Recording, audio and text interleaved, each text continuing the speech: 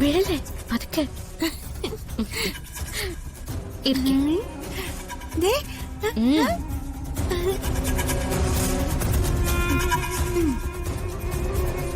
അച്ഛനിരിക്കെ.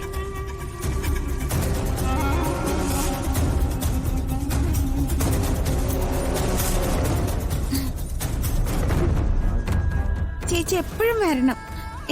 എനിക്ക് എപ്പോഴും നീ ഭക്ഷണം എടുത്തു തരണം. ചേച്ചിക്ക് എങ്ങനെയാ മോളെ എപ്പോഴും വരാൻ പറ്റുക? ഇനി അടുത്ത നേരം മുതൽ മോള് തനിയെ കഴിക്കണം, കേട്ടല്ലോ? ഞാൻ സമ്മതിക്കില്ല. ചേച്ചി വരാതെ ഞാൻ കഴിക്കില്ല. അങ്ങനെ പറയാതെ മോളെ. എനിക്ക് എപ്പോഴും ചേച്ചിയെ കാണണം. എനിക്ക് എപ്പോഴും ചേച്ചിയുടെ കൂടെ ഇരിക്കണം. എനിക്ക് എപ്പോഴും ചേച്ചി വാർത്തന്നാ മതി. അങ്ങനെയാണെങ്കിലേ പ്രിയങ്ക രാധികയുടെ ഒപ്പം കണിമംഗലത്ത് പോയി നിൽക്കട്ടെ.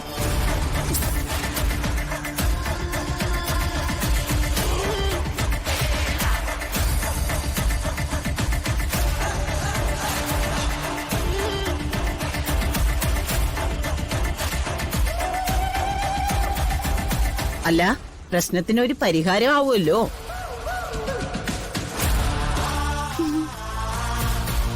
അമ്മ വെറുതെ ആവശ്യമില്ലാത്ത കാര്യങ്ങൾ ചിന്തിക്കണ്ട.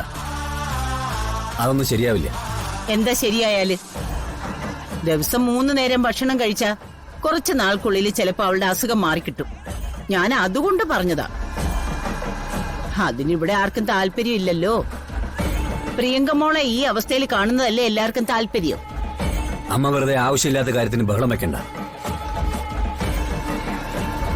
ഒരു കാരണവശാലും പ്രിയങ്കമ്മളെ രാധികയുടെ കൂടെ വിടുന്ന പ്രശ്നമില്ല.